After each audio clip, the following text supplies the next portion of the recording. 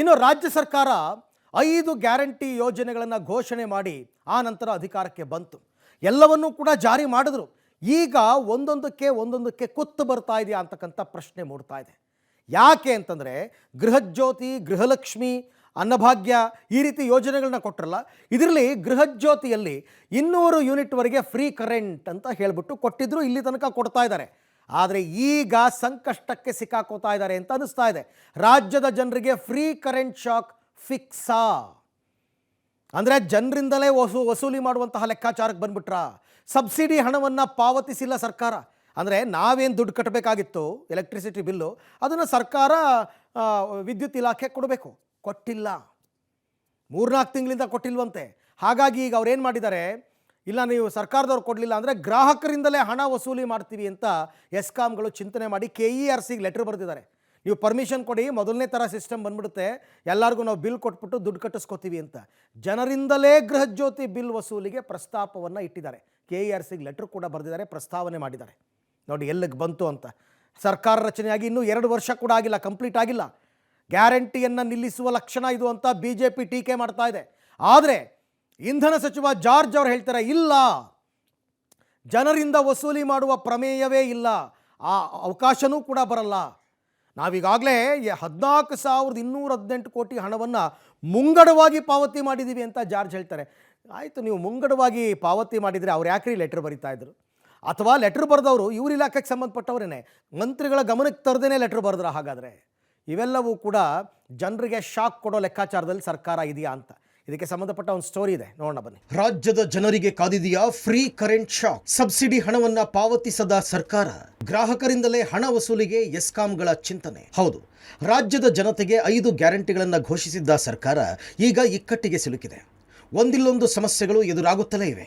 ಎಸ್ಕಾಂಗಳಿಗೆ ಪ್ರತಿ ವರ್ಷ 1,602 ಕೋಟಿ ಸಬ್ಸಿಡಿಯನ್ನು ಸರ್ಕಾರ ಪಾವತಿಸಬೇಕಿದ್ದು, ಇದು ಪಾವತಿಯಾಗದೇ ಇರೋದರಿಂದ ಜನರಿಂದಲೇ ವಸೂಲಿಗೆ ಚೆಸ್ಕಾಂ ಪ್ರಸ್ತಾವನೆ ಸಲ್ಲಿಸಿದೆ. ಆದರೆ ನಿರ್ದೇಶನ ಕೊಡದ ಹೊರತು ಹಣ ವಸೂಲಿ ಮಾಡದಂತೆ KERC ಸೂಚಿಸಿದೆ. ಒಂದು ವೇಳೆ KERC ಏನಾದರೂ ಸೂಚನೆ ಕೊಟ್ಟರೆ 1.70 ಕೋಟಿ ಗೃಹಜ್ಯೋತಿ ಫಲಾನುಭವಿಗಳಿಗೆ ಬಿಗ್ ಶಾಕ್ ಎದುರಾಗಲಿದೆ. KERC ಚೆಸ್ಕಾಂ ಪ್ರಸ್ತಾಪ ಒಪ್ಪಿದರೆ ಏನಾಗುತ್ತೆ? ಗೃಹಜ್ಯೋತಿ ಬಳಕೆದಾರರೇ ಮೊದಲು ಬಿಲ್ ಪಾವತಿಸಬೇಕಾಗುತ್ತೆ. ಸದ್ಯ 1.71 ಕೋಟಿ ಅರ್ಹರು ಗೃಹಜ್ಯೋತಿಗೆ ನೋಂದಣಿ ಮಾಡಿಕೊಂಡಿದ್ದಾರೆ. ಇದರಲ್ಲಿ 1.65 ಕೋಟಿ ಕುಟುಂಬಗಳಿಗೆ ಶೂನ್ಯ ಬಿಲ್ ಬರುತ್ತಿದೆ. ಬೆಸ್ಕಾಂ ವ್ಯಾಪ್ತಿಯಲ್ಲೇ 70 ಲಕ್ಷ ಗೃಹಜ್ಯೋತಿ ಫಲಾನುಭವಿಗಳು ಇದ್ದಾರೆ. KERC ಚೆಸ್ಕಾಂ ಪ್ರಸ್ತಾಪಕ್ಕೆ ಅವಕಾಶ ಕೊಟ್ಟರೆ ಎಲ್ಲ ಎಸ್ಕಾಂಗಳಿಗೂ ಅನ್ವಯ ಆಗಲಿದೆ. ಈಗಾಗಲೇ ಸರ್ಕಾರ ಸಬ್ಸಿಡಿ ಹಣವನ್ನು ಮುಂಗಡವಾಗಿ ನೀಡುವ ಬದಲು 2 ತಿಂಗಳು ಬಾಕಿ ಉಳಿಸ್ಕೊಳ್ತಾ ಇದೆ.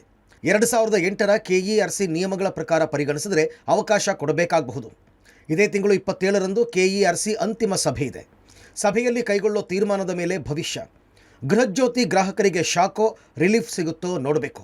ಜನರಿಂದಲೇ ಗೃಹಜ್ಯೋತಿ ಬಿಲ್ ವಸೂಲಿಗೆ ಪ್ರಸ್ತಾಪ, ಗ್ಯಾರಂಟಿ ನಿಲ್ಲಿಸೋ ಲಕ್ಷಣ ಅಂತ BJP ಟೀಕೆ. ಜನರಿಂದಲೇ ಗೃಹಜ್ಯೋತಿ ಬಿಲ್ ವಸೂಲಿಗೆ ಚೆಸ್ಕಾಂ ಮುಂದಿಟ್ಟಿರುವ ಪ್ರಸ್ತಾಪದ ಬೆನ್ನಲ್ಲೇ ಸರ್ಕಾರದ ವಿರುದ್ಧ BJP ಕಿಡಿಕಾರಿದೆ. ಆಲ್ ಈಸ್ ವೆಲ್ ಭಾವನೆಯಿಂದ ಹೊರಗೆ ಬರಬೇಕು. ಸಾರಿಗೆ ಸಂಸ್ಥೆಗಳಿಗೆ 7,000 ಕೋಟಿ ಬಾಕಿ. ಸರ್ಕಾರಿ ಇಲಾಖೆ ಕಚೇರಿಗಳು 6,000 ಕೋಟಿಯವರೆಗೆ ವಿದ್ಯುತ್ ಬಿಲ್ ಪಾವತಿಸಬೇಕಿದೆ. ಇದೆಲ್ಲವನ್ನು ನೋಡಿದ್ರೆ ಸರ್ಕಾರ ಗ್ಯಾರಂಟಿಯನ್ನು ನಿಲ್ಲಿಸೋ ಸರ್ವ ಲಕ್ಷಣಗಳು ಕಾಣ್ತಾ ಇವೆ ಅಂತ BJP ಕಿಡಿಕಾರಿದೆ. ವಿಪಕ್ಷ ನಾಯಕ ಅಶೋಕ್ ಕೂಡ ಟ್ವೀಟ್ ಮಾಡಿ ಸರ್ಕಾರದ ಕಾಲೆಳೆದಿದ್ದಾರೆ. ಮುಖ್ಯಮಂತ್ರಿಗಳ ನಡವಳಿಕೆ ನೋಡಿದ್ರೆ ಆಲ್ ಈಸ್ ವೆಲ್ ಅನ್ನೋ ಭಾವನೆಯಲ್ಲಿ ಅವರು ಇದ್ದಾರೆ. ರಾಜ್ಯ ಬಹಳ ಸುಭಿಕ್ಷವಾಗಿದೆ, ಜನರೆಲ್ಲ ಬಹಳ ಸಂತೋಷದಲ್ಲಿದ್ದಾರೆ ಅನ್ನುವ ಭ್ರಮೆನಲ್ಲಿ ಅವರಿದ್ದಾರೆ. ವಿದ್ಯುತ್ ಕಂಪನಿಗಳಿಗೆ 6,000 ಕೋಟಿ ಇವತ್ತು ಬಿಲ್ಗಳು ಬಾಕಿ ಉಳಿಸ್ಕೊಂಡಿದೆ. PWD ಇರಿಗೇಷನ್ನು ಇವರ ಯೋಜನೆಗಳ ಪರಿಣಾಮವಾಗಿ ಎಲ್ಲ ಇಲಾಖೆಗಳು ಬಾಗಿಲು ಮುಚ್ಚಾಕ್ತಕ್ಕಂಥ ಕೆಲಸ ಇವತ್ತು ಬಂದು ನಿಂತಿದೆ. ಇದಕ್ಕೆ ನಾವು ಬಜೆಟ್ ಅಲ್ಲಿ ಇವತ್ತು ಅಧಿವೇಶನದಲ್ಲಿ ಪ್ರಶ್ನೆನೂ ಕೂಡ ಕೇಳ್ತೇವೆ. ಮುಖ್ಯಮಂತ್ರಿಗಳು ಇದಕ್ಕೆ ಉತ್ತರವನ್ನು ಕೂಡ ನೀಡಬೇಕಾಗ್ತದೆ. ಜನರಿಂದ ವಸೂಲಿ ಮಾಡೋ ಪ್ರಮೇಯವೇ ಇಲ್ಲ. 14,218 ಕೋಟಿ ಹಣ ಪಾವತಿಯಾಗಿದೆ ಎಂದ ಜಾರ್ಜ್. ಇನ್ನು ಗೃಹಜ್ಯೋತಿಗೆ ಸರ್ಕಾರ ಮುಂಗಡ ಪಾವತಿ ಮಾಡುವಾಗ ಜನರಿಂದ ವಸೂಲಿ ಮಾಡುವ ಪ್ರಮೇಯವೇ ಬರೋದಿಲ್ಲ. ಚೆಸ್ಕಾಂ ಈ ಮನವಿ ಯಾಕೆ ಕೊಟ್ಟಿದೆಯೋ ಗೊತ್ತಿಲ್ಲ, ನಮ್ಮ ಗಮನಕ್ಕೆ ಬಾರದೆ ಹೀಗಾಗಿದೆ ಅಂತ ಸಚಿವ KJ ಜಾರ್ಜ್ ಸ್ಪಷ್ಟನೆ ಕೊಟ್ಟಿದ್ದಾರೆ. ಅದು ತಪ್ಪು.